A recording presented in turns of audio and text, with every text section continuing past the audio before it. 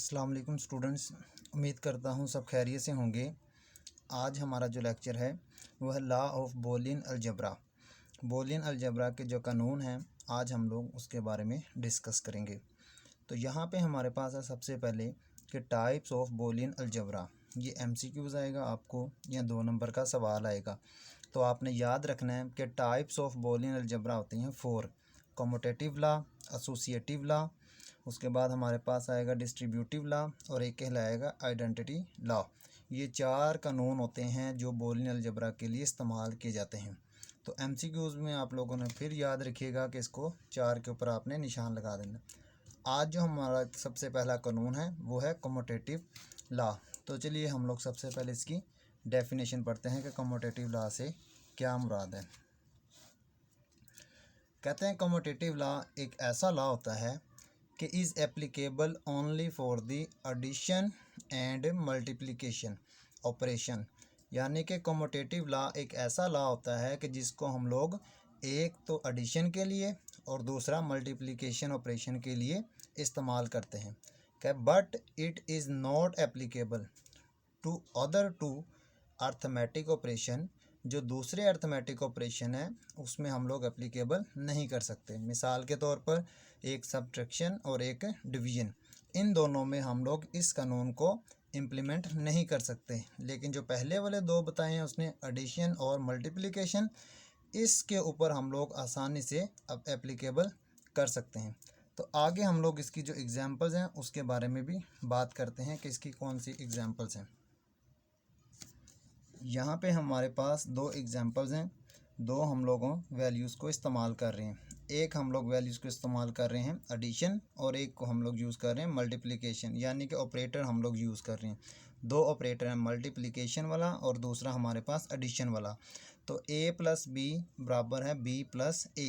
एक तो हम लोग इस वाले कानून के मुताबिक काम करेंगे, दूसरा हमारे पास है A × B and B × A। तो हमने ये चेक करना है कि क्या इनकी वैल्यूज़ आपस में सेम आती हैं कि नहीं। So we can use truth table. हम लोग अब किसको यूज़ करेंगे? ट्रुथ टेबल को, टू वेरीफाई दिस लॉ। तो हम लोग इस लॉ को वेरीफाई करेंगे। कौन कौन से? एंड और ऑपरेशंस। 2 ऑपरेशंस हैं, होती तो 3 इकसाम है। ये आपने याद रखना है कि 3 ऑपरेटर होते हैं, एंड ऑपरेटर, और नोट। इन तीनों में डिफरेंट आता है। एंड ऑपरेटर को हम लोग किसके लिए यूज़ करते हैं, और ऑपरेटर को किसके लिए यूज़ करते हैं, और नॉट ऑपरेटर को किसके लिए यूज़ करते हैं। एंड ऑपरेटर बेसिकली हम लोग इस्तेमाल करते हैं मल्टीप्लिकाई यानी कि मल्टीप्लिकेशन के लिए, और ऑपरेटर को हम लोग यूज़ करते हैं प्लस करने के लिए, और जो हमारे पास नोट होता है इसको हम लोग रिवर्स के तौर पर इस्तेमाल करते हैं। तो चलिए आज हम लोग आगे इसकी एग्जांपल्स करते हैं कि हम लोग सबसे पहले एक सवाल करेंगे मल्टीप्लिकेशन वाला और एक सवाल करेंगे हम लोग प्लस वाला। अब यहाँ पे हम लोग सबसे पहले कर रहे हैं सवाल, वो है मल्टीप्लिकेशन का, यानी कि एंड वाला। एंड को हम लोग मल्टीप्लाई करने के लिए इस्तेमाल करते हैं। तो अब यहाँ पे आप याद रखिएगा कि जो पहले हमारा सिलेबस होता था 9th क्लास का, चैप्टर नंबर 6, तो उसके अंदर हम लोग वैल्यूज़ को 0 0 और 1 1 से शो करते थे। लेकिन अब न्यू सिलेबस के अंदर 0 0 1 1 की जगह फॉल एंड ट्रू, यानी कि F stand for fall and T stand for true, इनको हम लोग यूज़ करेंगे और इन्हीं के ज़रिए हम लोग अपने सवाल को आगे सॉल्व करेंगे। तो ये आप लोगों ने ये याद रखना है लाजमी कि ये जहाँ जहाँ पे F लिखा होगा वहाँ पे 0 और जहाँ पे T लिखा होगा यहाँ पे 1। ये 1 को रिप्रेजेंट कर रहा है और F किसको रिप्रेजेंट कर रहा है? 0 को। जिस तरह हम लोग पहले भी सवाल करते थे सेम एज इट इज़ वैसे ही हमने सवाल को सॉल्व करना है। लेकिन यहाँ पे सिर्फ जो नंबर्स थे उनकी जगह अल्फ़ाबेट्स को इस्तेमाल किया जा रहा है। तो यहाँ पे F × F यानी कि 0 × 0 तो क्या आता था? 0। तो यहाँ पे आप देख सकते हैं कि F × F = F। Same as it is F × T यानी कि 0 × 1, तो आंसर फिर भी 0 आना है। तो यहाँ पे भी F × T, तो आंसर आया हमारे पास F। इसी तरह जब हम लोग मल्टीप्लाई करते थे कि 1 × 0, तो आंसर फिर भी 0 आता था। तो आज भी T × F, तो सवाल का आंसर F आ गया।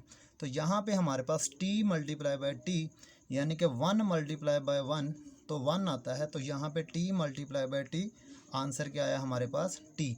इसी तरह से अब हम लोग करेंगे कि b मल्टीप्लाई बाय a, तो वहाँ पे भी आप देख सकते हैं कि इनका ऑप्शन और इनका आंसर क्या आ रहा है कि 3 टाइम f आया और 1 टाइम t आया। तो आप देख सकते हैं कि पहले भी हमारा यही होता था कि हम लोग जब सवालों को सॉल्व करते थे तो इसके अंदर हमारे पास जितना भी रिकॉर्ड होता था 0 और 1 का होता था। अब हम लोग आगे एक और सवाल करेंगे, वो हमारे पास होगा एडिशन का।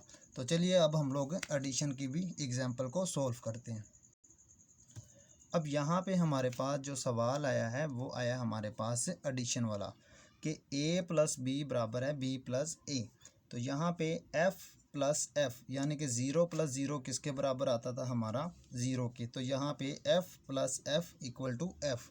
फिर हम लोग करते थे कि 0 प्लस 1 बराबर होता था 1 के। अब यहाँ पे f प्लस t बराबर है t के, तो अब यहाँ पे t आएगा, तो यहाँ पे हमारे पास t प्लस f आएगा, फिर भी t आएगा, और t प्लस t आएगा, फिर भी t आएगा। क्योंकि पहले भी हम लोग जब करते थे बाइनरी का सवाल तो 0 को हम लोग 1 से यानी कि जब प्लस करते थे तो 1 आता था, या फिर हम लोग 1 प्लस 1 करते थे तो फिर भी 1 आता था, क्योंकि बाइनरी की बेस कितनी होती है 2, और इसके अंदर 2 डिजिट्स यूज़ होते थे 0 और 1 का। आगे हमारे पास b प्लस a आया है, इसका आंसर है हमारे पास सेम एज इट इज़ कि अगर हम लोग b की वैल्यूज़ f और a की वैल्यू a की वैल्यू जो हमारे पास f है इसको प्लस करेंगे तो आंसर f आया। तो इस तरह से पहली वैल्यू का आंसर f, दूसरी t, तीसरी का भी t और चौथी का भी t, तो दोनों वैल्यूज़ आपस में सेम हो गया।